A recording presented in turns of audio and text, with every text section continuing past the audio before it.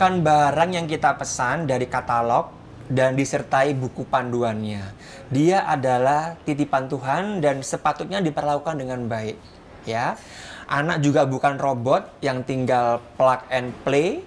Dia punya hati dan perasaan karena anak juga manusia. Hari ini saya bersama foundernya Anak Juga Manusia dan praktisi parenting Mas Angga. Selamat siang Mas Angga. Halo dok, selamat siang. Gimana, sehat kabarnya? Alhamdulillah sehat dok. Kabarnya sehat ya. Saya tadi membacakan cuplikan dikit sih, cuplikan dari bukunya Mas Angga Setiawan, Anak Juga Manusia. Nggak banyak loh yang kita menyadari bahwa anak ini juga manusia.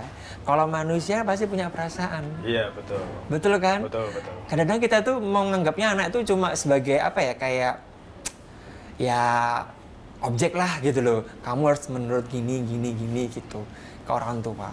Jadi sebenarnya gimana sih Mas? Anak juga manusia tuh dari sisi pandangnya. Ibaratnya kan Mas Angga ini mewakili para anak-anak ya. Yeah. Para anak-anak bahwa anak ini juga manusia yang punya hati, yang harus dibedakan, bukan barang, bukan katalog gitu. Kalau menurut Mas Angga gimana itu? Iya dok, jadi memang nama Anak Juga Manusia nih kata banyak orang cukup menggelitik gitu ya. Iya. Bahkan ada yang kesel lah. Memang kalau nggak manusia apa gitu kan? Banyak yang kesel seperti itu. Tapi di sini sebetulnya dari nama Anak Juga Manusia sendiri saya kepingin mengangkat bahwa tanpa sadar kita itu kadang-kadang memperlakukan anak itu seperti dia itu nggak punya kemandirian dalam berpikir atau merasa gitu. Jadi kadang-kadang nggak setuju sama maunya kita nggak boleh. Punya pendirian kita nggak boleh. Mengekspresikan perasaannya kita nggak boleh. Nggak setuju sama maunya kita juga nggak boleh. Padahal itu sah-sah saja bahkan karena anak kan dia punya pikiran juga, perasaan seperti kita yang membuat dia mempertimbangkan segala sesuatu sebelum memutuskan mau setuju atau tidak sama kita, mau melakukan apa dan lain-lain. Nah seringkali tanpa kesadaran orang tua dalam pengasuhan akhirnya anak-anak seringkali diperlakukan sebagai robot, harus begini, harus begitu, harus selalu mau ngikuti maunya orang tua 100%. Nah itu yang nggak mungkin padahal kan itu. Itu yang membuat akhirnya terjadi hubungan yang diisi lebih banyak sering adu menang antara orang tua sama anak ketimbang hubungan saling memberi manfaat dalam kesehariannya seperti itu. Kalau menurut Mas Angga, orang tua sekarang ini cenderung seperti apa sih dalam mendidik anaknya ini? Orang tua sekarang sih sebetulnya ya, alhamdulillah kalau akses untuk belajar parenting itu sangat luar biasa sekarang karena banyak banget sekarang medsos yang sudah sedemikian rupa gitu ya, mau googling di internet, akses internet juga sangat mudah. Cuman masalahnya di generasi kita sekarang nih dok, ini kan kita hampir satu angkatan ceritanya gitu kan ya, itu masih membawa problem-problem pengasuhan zaman dulu. Jadi boomers zaman dulu dibawa ke era milenial mungkin atau generasi X ini, generasi Z mungkin ya kan. Nah ini yang sering kali jadi problem. Jadi ada orang tua sebenarnya banyak yang tahu juga bahwa aku ini salah, aku harus berubah dan lain-lain. Cuman kebiasaan-kebiasaan yang sudah terlanjur tertanam dari perlakuan-perlakuan orang tua dulu, seringkali masih sering diulang tanpa sadar oleh para orang tua ini. Problemnya seperti itu sekarang itu. Akhirnya muncullah yang namanya anak yang pendiam, anak yang introvert, ya kan? Anak yang ekstrovert tapi nggak karu-karuan malahan. Anak yang larinya mungkin ke hal-hal yang buruk. Rumahnya di rumah, tapi dia kalau mencari sesuatu untuk membagikan isi hatinya malah cari di luar. Iya betul. Kan anak ini nggak hanya sekedar masalahnya nggak tentang masalah sulit makan aja loh. Ini banyak hal yang harus kita kita pahami ya. Bahwa kita harus memperlakukan anak. Jadi gimana caranya supaya anak ini dekat ke kita ini sebenarnya gimana? Mulai dari awal atau sejak kapan ini kita baiknya memperlakukan anak ini biar bisa deket lah gitu. Sebetulnya kalau kita mau menggali di dunia parenting, kita itu sudah punya peninggalan metode parenting yang luar biasa dari Ki Hajar Dewantoro. Apa itu? Ing Arso Sung Tulodo, Ing Madyo Mangun Karso, Tuturi Andayani. Itu kan di depan memberi contoh, di tengah memberi semangat, di belakang memberi dukungan. Itu kalau di parenting kan sebetulnya jadi teladan, teman, konsultan. Sederhananya seperti itu gitu ya. Nah, orang tua sebenarnya tinggal mengikuti 3 hal itu, berperan sebagai teladan, berperan sebagai teman, berperan sebagai konsultan. Kalau mau membangun kedekatan sama anaknya, jadi teladan, ya memberikan contoh. Ya nggak mungkin orang tua ngelakuin A, ngomongnya A, ngelakuinnya B. Lama-lama kan anaknya bisa nggak percaya gitu kan. Orang tuanya dinilai nggak kredibel sehingga anaknya bisa memilih idola lain di luar sana. Aduh, itu yang paling gawat. Nah itu kan paling gawat juga gitu kan. Yang kedua jadi teman. Teman tuh apa sih? Jadi teman tuh sederhananya tuh orang yang asik simpelnya. Bisa diajak curhat, diajak cerita, diajak ngobrol apapun tanpa anak merasa aduh nanti aku dihakimin nggak ya? Nanti aku diterima nggak ya fakta atas ceritaku? Kadang-kadang orang tua kepinginnya denger yang baik-baik aja. Betul. Tapi itu saya alami juga. Itu PR buat kita para orang tua. Kadang-kadang kepingin semuanya sempurna gitu. Sempurna, nggak siap denger yang nggak baik-baik. Aduh, iya nah, betul. Ini yang akhirnya membuat anak berpikir 2 kali atau mengambil jeda atau jarak sebelum menceritakan segala sesuatu. Akhirnya kadang-kadang ketika di rumah dia merasa nggak diterima, sering dihakimi, dilihat selalu salahnya, kurangnya, nggak becusnya, diomelin terus-terusan, akhirnya dia bisa memilih tempat curhat di luar. Nah, ketika dia curhat di luar, ya belum tentu dapat masukannya bagus. Kadang-kadang curhat ke temannya masih sama-sama belajar kan, sama-sama error gitu kan. Sama-sama mencari jati diri. Sama-sama mencari jati diri, bisa-bisa dapat masukan yang nggak oke. Nah, itu akhirnya perlunya jadi teman supaya hubungan ini tetap hangat dan cair. Sehingga anaknya menilai kayaknya asik nih jadikan orang tua aku sebagai teman. Kalau aku curhat pertama kali ke orang tua dulu sebelum ke tempat yang lain kan gitu. Nah, yang ketiga jadi konsultan. Konsultan itu simpelnya jadi kamus. Jadi tempat bertanya anak kita tentang apapun masalah yang dihadapi, diskusi apapun itu. Ya, jadi orang tua pertama tentu pintu masuknya teman dulu. Kalau udah nggak dipilih jadi teman, pasti nggak dipilih jadi konsultan. Nah, tapi kalau kita berhasil jadi teman, ada kemungkinan kita dipilih jadi konsultannya anak. Nah, anaknya akan tanya apapun, dan ketika ditanyai orang tua jangan merasa aduh kok pertanyaanmu nggak layak untuk seumurmu, ya kan? Kok pertanyaanmu tabu, kadang-kadang seperti itu. Nah, kalau anak menilai bahwa kita nggak siap diajak ngobrol hal-hal seperti itu, ya anak bisa nggak memilih kita jadi konsultannya. Jadi kamus hidupnya anak. Kadang-kadang ketika memberi masukan pun jangan langsung kamu harus begini, kamu harus begitu. Lebih seperti konsultan. Dek, kalau kamu misalkan seperti itu, misalkan kamu ngelakuin A, resikonya ini itu. B, risikonya ini itu. Kalau kamu ngambil keputusan C, risikonya ini itu. Nah, kira-kira mana yang mau kamu pilih? Gitu. Pilihan terbaik sama dengan risikonya yang paling sanggup kamu tanggung. Sehingga di satu sisi anaknya nggak merasa dihakimin atau merasa disuruh harus begini begitu. Di satu sisi anaknya juga belajar untuk membangun keterampilan menimbang risiko atas keputusan yang dia ambil. Belajar untuk mengeksplor apa yang dirasakan, dan belajar untuk mengeksplor konsekuensi dari apa yang mungkin dia inginkan. Iya, betul. Kan kita ini kan, kita juga sama-sama orang tua, sama-sama anak juga. Kita punya anak, nggak selamanya kan kita itu bisa mendampingin anak kita 24 hours sampai kita pasti meninggal. Betul. Jadi bekal anak ini kan penting banget ya, jangan sampai dia bisa mengidolakan orang lain daripada kita. Di depan rumah baik-baik aja, di dalam rumah dia jadi anak yang manis, di luar rumah. Lah itu ya, itu malapetaka banget. Itu saya lihat kalau di Instagramnya di Anak Juga Manusia, kayaknya mayoritas adalah anak-anak ya mungkin ya.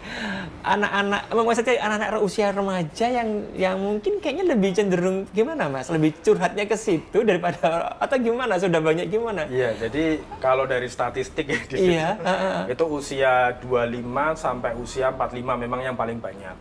Tapi saya lihat ada malah yang belajar jadi orang tua ya, bukan anak-anak ya yang ngelihat ya. Iya, banyak sekali yang memang sudah baru jadi orang tua baru atau sudah punya anak usianya udah mungkin belasan tahun lalu mulai kesulitan, atau ada yang sudah terlanjur anaknya gede baru kebingungan gitu ya. Sudah terlanjur ada gap, terlanjur ada masalah. Iya. Tapi juga banyak yang sudah hubungannya oke dengan anaknya, kemudian pengen ikut IG saya lalu di-share lagi ke masyarakat, ini loh jadi orang tua zaman sekarang begini begitu. Tapi banyak juga yang curhat ke saya itu anak-anak yang memang masih anak-anak gitu ya. Jadi belum menikah. Jadi mereka lebih curhat kepada hubungannya kepada orang tuanya. Saya di rumah diperlakukan seperti ini, saya rasanya pingin kabur, pingin mati, pingin ini segala macam. Itu jumlahnya nggak sedikit tuh. Tiap hari saya terima DM seperti itu. Jadi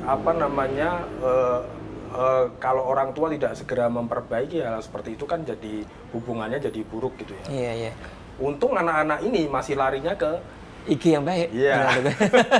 Kalau yang ke lain, kalau mungkin ke tindakan-tindakan yang lain kan lebih berabe juga ya. Iya, itu jauh lebih buruk dampaknya Oke. gitu bagi anak juga itu. Itulah tujuannya kita ngobrol kali ini. Saya ingin membuka mindset gitu loh. Jadi biar kita bisa berbagi sudut pandang.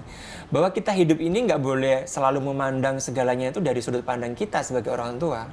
Tapi juga bisa memandang dari sudut pandang si anak juga, ya kan? Betul. Bahwa anak ini manusia, di dalamnya ada perasaan juga yang sudah ada sejak dia lahir.